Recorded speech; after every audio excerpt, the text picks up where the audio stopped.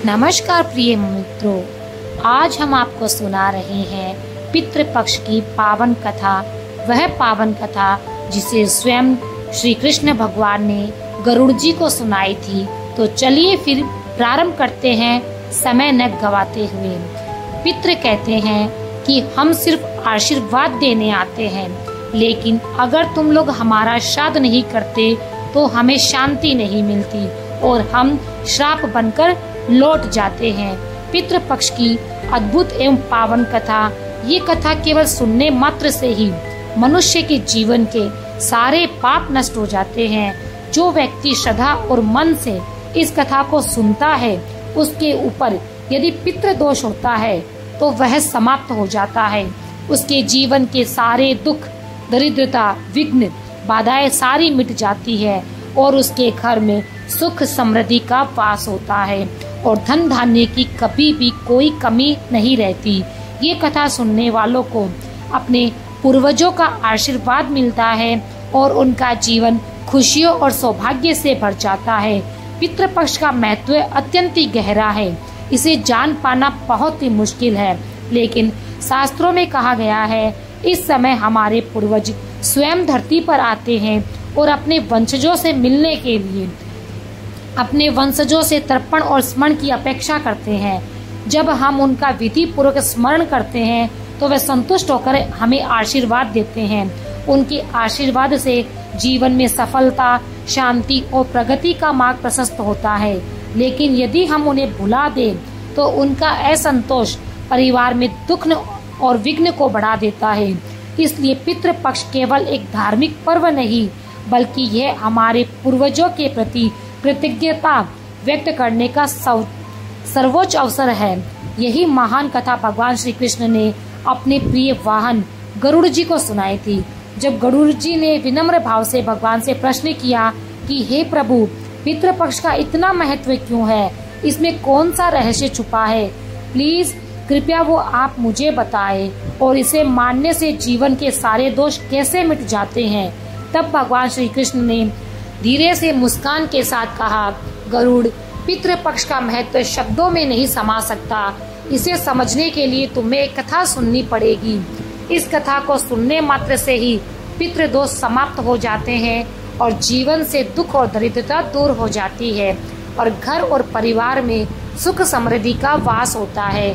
फिर कृष्ण भगवान ने गरुड़ जी को वह अद्भुत कथा सुनानी प्रारंभ की।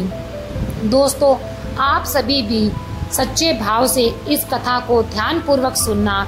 इस कथा के श्रवण मात्र से मनुष्य के सभी पाप और दोष मुक्त हो जाते हैं, क्योंकि ये कथा श्री कृष्ण भगवान अपने प्रिय मित्र गरुड़ जी को सुना रहे हैं। पितृदोष से मुक्ति मिलेगी, सभी कर्ज उतर जाएंगे और धन धान्य और संपत्ति की आपको प्राप्ति होगी। साथ ही जिनकी शादी नहीं हुई है उन्हें गुणवान पत्नी मिलेगी, जो संतानहीन है उन्हें संतान की प्राप्ति होगी। और ये कथा अत्यंत ही महान है और विशेषकर पितृपक्ष में इसका श्रवण करना जरूरी होता है। इस कथा के सुनने से पितृदेव प्रसन्न होकर बहुत सारा वरदान देते हैं। आगे श्री कृष्ण कहते हैं, हे गरुड़, प्राचीन काल की बात है। रुचि नाम का एक राजा था। उन्होंने संसार के मोह माया को त्याग दिया था और निर्भय होकर ब्रह्मचर्य का पालन करते हुए धरती पर विचरण करने लगे। वे संसार की सभी भोग विलास की वस्तुओं को छोड़ चुके थे। उन्होंने घर गृहस्थी से भी नाता तोड़ लिया था।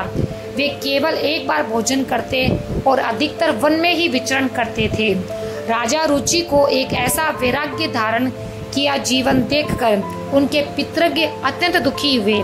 उन्होंने सोचा, हमारा वंशज यदि इस प्रकार से संन्यास ले लेगा तो वंश की वृद्धि कैसे होगी?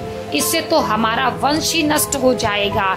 इस चिंता से व्याकुल होकर उन्होंने निश्चय किया कि वे स्वयं जाकर रुचि से मिलेंगे, उन्हें वैराग्य का त्याग करने के लिए समझाएंगे। एक दिन जब राजा रुचि गहन अध्ययन और तपस्या में लीन थे, तभी उनके समस्त पितृज्ञ वहां पर प्रकट हो गए। जब उन्होंने आंखें खोली तो अपने सामने 4 दिव्य आत्माओं को खड़ा हुआ पाया। वे आश्चर्यचकित हो गए और प्रणाम करते हुए बोले, हे महान आत्माएं, आप कौन हैं और किस कारण से मुझे दर्शन देने आई हैं? तब वे दिव्य आत्माएं बोली, वत्स, हम तुम्हारे पूर्वज हैं। तुम्हारे इस वैराग्यपूर्ण आचरण से हम अत्यंत दुखी हैं, इसलिए तुमसे मिलने आए हैं। ये सुनकर राजा रुचि ने विनम्रता से कहा, हे पितृज्ञ, आपके दर्शन से मैं धन्य हो गया, किंतु आप मेरे आचरण से क्यों दुखी है? मैंने कौन सी भूल की है? कृपया मुझे बताइए। तब पितरों ने कहा, वत्स, तुमने विवाह क्यों नहीं किया? विवाह स्वर्ग और मोक्ष प्राप्ति का श्रेष्ठ मार्ग है। गृहस्थ आश्रम के बिना मनुष्य का कल्याण नहीं होता। गृहस्थ में रहकर ही देवताओं, पितरों और ऋषियों और अतिथियों की सेवा की जा सकती है। विवाह और संतान के बिना मनुष्य देवऋण और पितृण से मुक्त नहीं हो सकता। संतान उत्पन्न किए बिना स्वर्ग की प्राप्ति असंभव है। यदि तुमने विवाह नहीं किया तो मृत्यु के बाद तुम्हें नरक मिलेगा और अगले जन्म में भी दुख भोगने पड़ेंगे।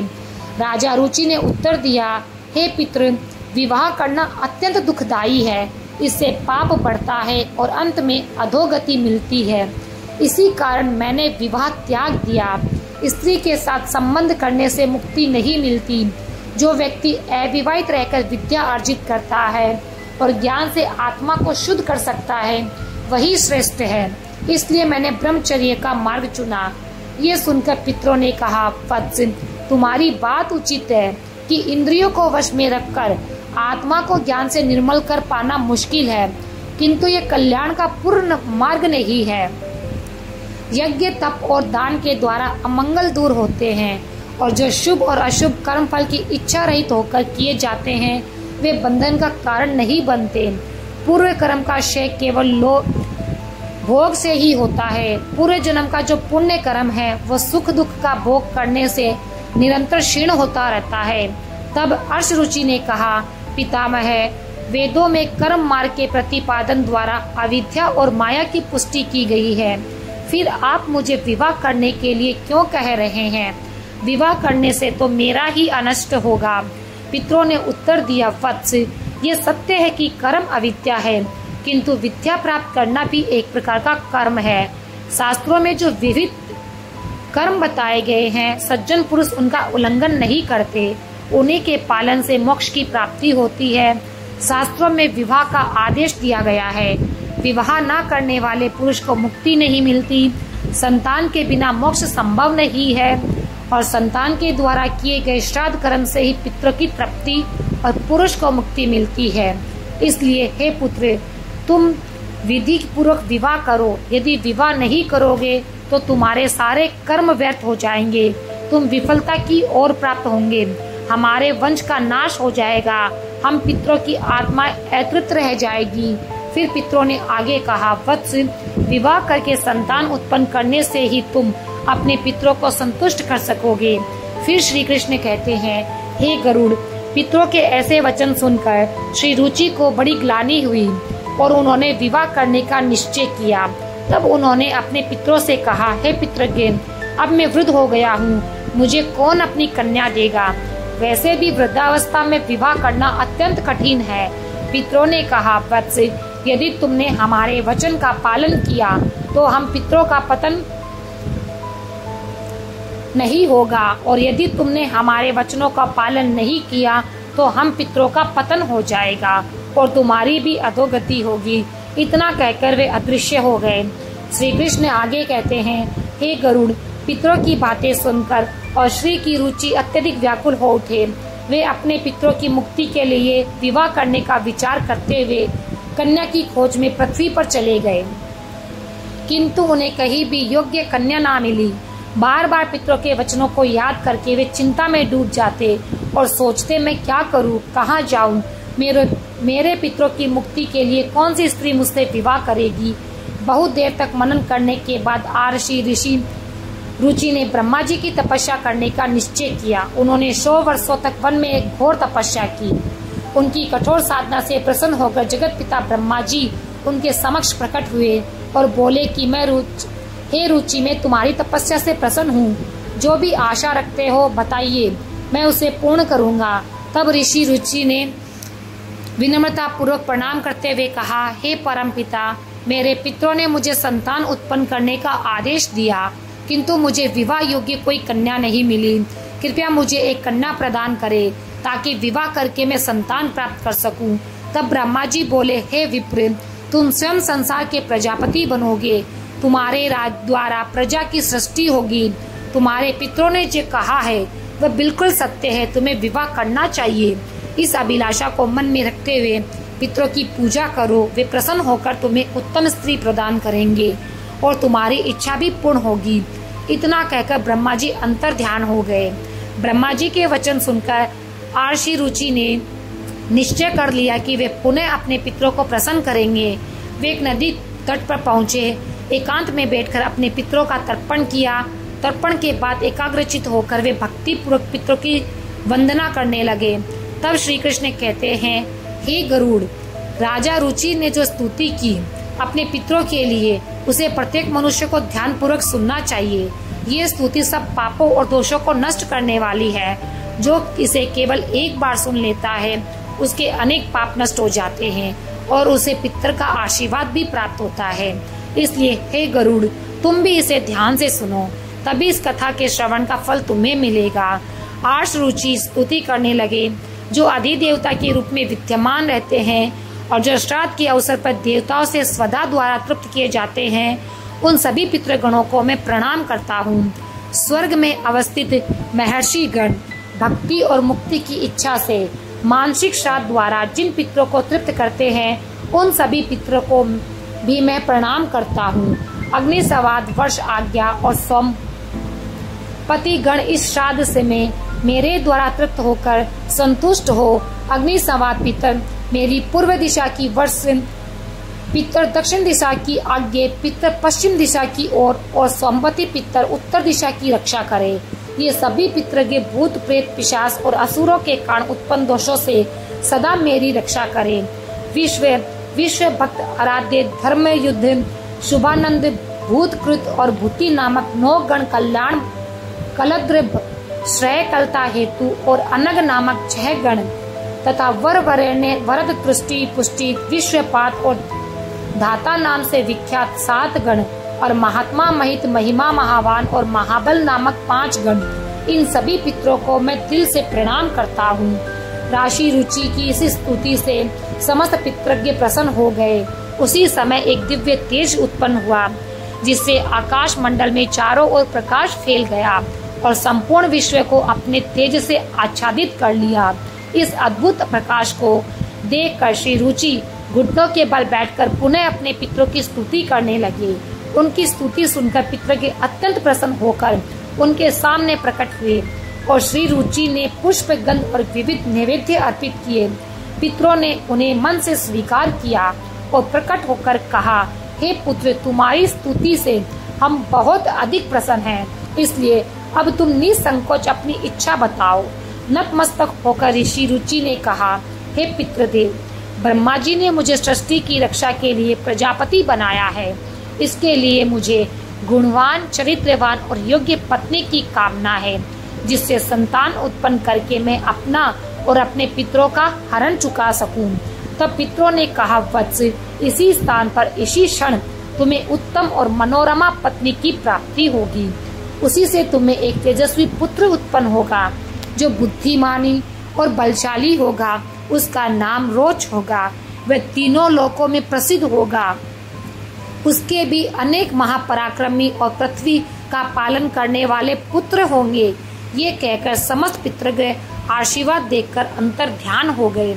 पितरों के अंतर्ध्यान होते ही उनकी कृपा से उसी नदी के तट के मध्य एक अद्भुत दृश्य प्रकट वहाँ से प्रमलोचा नामक एक अत्यंत सुंदर, मन को मोह लेने वाली अप्सरा प्रकट हुई। वह महात्मा रुचि के पास आई और मधुर वाणी से बोली, हे तपस्वी श्रेष्ठ, वरुण के पुत्र महर्षि पुष्कर की एक अतिशय सुंदर कन्या है, जिसका नाम मानिनी है। मैं उसी रूपवती कन्या को आपके लिए भार्या स्वरूप प्रदान करती हूँ। आप उससे विवाह करें। उस कन्या से आपको अतिशय बुद्धिमान पुत्र उत्पन्न होगा, जिसका नाम मनु होगा। इसके बाद प्रजापति रुचि ने उस अप्सरा द्वारा प्रदत्त कन्या मानिनी से विधि पूर्वक विवाह किया। आगे श्री कृष्ण कहते हैं कि हे गरुड़, इस प्रकार आशी रुचि ने अपने पितरों को प्रसन्न करके योग्य पत्नी प्राप्त की और अपने वंश की वृद्धि की। इसके बाद भगवान श्री कृष्ण ने गरुड़ जी को पितरों को प्रसन्न करने के अनेक उपाय बताए। उन्होंने कहा कि ये उपाय मनुष्य के जीवन से पितृदोष को सदैव के लिए समाप्त कर देते हैं और पितरों की कृपा प्राप्त करने में सहायक होते हैं। श्री कृष्ण ने कहा, पितरों को प्रसन्न करने का सबसे पहला और मुख्य उपाय तर्पण है। तर्पण का अर्थ है पितरों को जल अर्पित करना। पितृ पक्ष में पवित्र जल लेकर काले तिल, दूध और कुश के साथ पितरों का आह्वान करते हुए श्रद्धा से जल अर्पित करना। तर्पण करते समय एयुएम पितृभ्य स्वधा मंत्र का उच्चारण करने से पितृ प्रसन्न होकर आशीर्वाद देते हैं। उन्होंने आगे कहा, श्राद्ध कर्म पितरों की तृप्ति के लिए अत्यंत आवश्यक है। इसमें पितरों के निमित्त सात्विक भोजन, फल और वस्त्र अर्पित किए जाते हैं। श्राद्ध करने वाले ब्राह्मणों को भोजन कराना चाहिए और उन्हें वस्त्र व दक्षिणा देकर आशीर्वाद लेना चाहिए। श्राद्ध के दिन विशेष रूप से खीर, पूरी, सब्जी और अन्य सात्विक भोजन बनाकर पितरों को अर्पित करना चाहिए।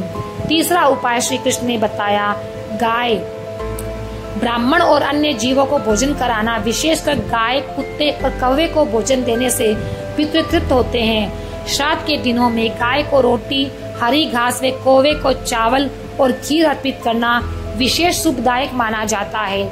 इससे पितरों की कृपा मिलती है, पितृ दोष का नाश होता है। फिर श्री कृष्ण ने कहा, पीपल और तुलसी के वृक्ष की पूजा करना भी पितरों को प्रसन्न करने का श्रेष्ठ उपाय है। पीपल का वृक्ष पितृगणों का निवास स्थान माना जाता है, जबकि तुलसी देवी लक्ष्मी का प्रतीक है। श्राद्ध के दिन में पीपल और तुलसी की पूजा करके तथा पीपल के नीचे दीप जलाकर पितरों को तृप्त किया जाता है। इससे पितर प्रसन्न होकर परिवार को सुख, समृद्धि और आशीर्वाद प्रदान करते हैं। भगवान श्री कृष्ण ने गरुड़ जी से कहा, जो व्यक्ति पितृदोष से पीड़ित है उसे गया जी या अन्य पवित्र तीर्थ जाकर पिंडदान करना चाहिए। गया जी में किया गया पिंडदान पितरों को संतुष्ट करता है। वे मोक्ष प्राप्त करते हैं और अपने वंशजों को आशीर्वाद देते हैं। पिंडदान के समय काले तिल, कुश और चावल का उपयोग कर पितरों को अर्पण करना चाहिए। ये प्रक्रिया उनकी आत्मा को शांति प्रदान करती है और उन्हें तृप्ति देती है। श्री कृष्ण आगे कहते हैं, पितरों को प्रसन्न करने के लिए श्राद्ध पक्ष में व्रत रखना चाहिए। इस समय सात्विक आहार ग्रहण करना चाहिए और ब्रह्मचर्य का पालन करना चाहिए। श्राद्ध पक्ष में मांस, मदिरा और तामसिक भोजन का सेवन नहीं करना चाहिए। व्रत के दौरान भगवान विष्णु, शिव और देवी लक्ष्मी की आराधना करनी चाहिए। इससे पितरों की आत्मा को शांति मिलती है और वे खुश होकर आशीर्वाद देते हैं। आगे भगवान श्री कृष्ण ने बताया, पितरों को संतुष्ट करने का एक विशेष उपाय अन्न दान और वस्त्र दान। गरीबों, ब्राह्मणों और साधुओं को भोजन और वस्त्र अर्पित करने से पितरों की आत्मा तृप्त होती है। श्राद्ध पक्ष में किया गया ये दान मनुष्य को अपार पुण्य देता है और पितृ दोष से मुक्ति दिलाता है। पितरों की कृपा से परिवार में सुख समृद्धि बनी रहती है। उन्होंने कहा, पवित्र नदियों में विशेषकर गंगा में स्नान करके पितरों के लिए जल अर्पित करना अत्यंत शुभ माना गया है। गंगा जल पितरों की तृप्ति का सर्वोत्तम माध्यम है। इससे पितृ दोष समाप्त होता है और व्यक्ति के पाप धुल जाते हैं। गंगा स्नान से पितरों की आत्मा को शांति मिलती है और वे प्रसन्न होकर वंशजों को आशीर्वाद देते हैं। आगे श्री कृष्ण कहते हैं कि पितरों को प्रसन्न करने के लिए सत्संग में सम्मिलित होना और पवित्र ग्रंथों का पाठ करना चाहिए। विशेष रूप से भगवत गीता का 11वां अध्याय पढ़ना अत्यंत ही लाभकारी है। इसके पाठ से पितरों की आत्मा को शांति मिलती है और उनके वंशजों पर उनकी कृपा बनी रहती है। भगवान श्री कृष्ण ने अंत में कहा, जो भी व्यक्ति इन उपाय को श्रद्धा और विश्वास के साथ करता है उसे जीवन में सभी प्रकार के सुख और समृद्धि प्राप्त होती है, पितृदोष से मुक्ति मिलती है और परिवार में सदैव के लिए शांति बनी रहती है। हे गरुड़, जो इन उपायों का पालन करता है उसके पितर सदैव प्रसन्न रहते हैं। तो दोस्तों, इस प्रकार गरुड़ पुराण में पितृ पक्ष की कथा और पितरों को प्रसन्न करने के उपायों का विस्तार से वर्णन किया गया है। ये कथा हमें सिखाती है कि पितरों की सेवा और तर्पण करना हर मनुष्य का परम कर्तव्य है। दोस्तों, उम्मीद है आपको ये कथा और जानकारी पसंद आई होगी। अगर अच्छी लगी तो इसे लाइक करें और अपने दोस्तों के साथ में शेयर करना बिल्कुल भी ना भूलें, ताकि उन्हें भी ऐसी ज्ञानवर्धक कहानी और कथा के बारे में मालूम हो और इस कथा का श्रवण करके वह भी अपने पितरों को तृप्त कर सके, उनका आशीर्वाद पा सके और जीवन में पितृदोष को दूर कर सके। इसलिए ये कथा और कहानी को अपने सहयोगियों, अपने सगे संबंधियों के साथ ज़रूर शेयर करें, ताकि इसका श्रवण करके वो भी पितरों के कर्ज से मुक्ति पा सके। फिर मिलते हैं पितरों के लिए एक और कथा के साथ। तब तक के लिए ओम पितृदेवाय नमः, ओम पितृदेवाय नमः।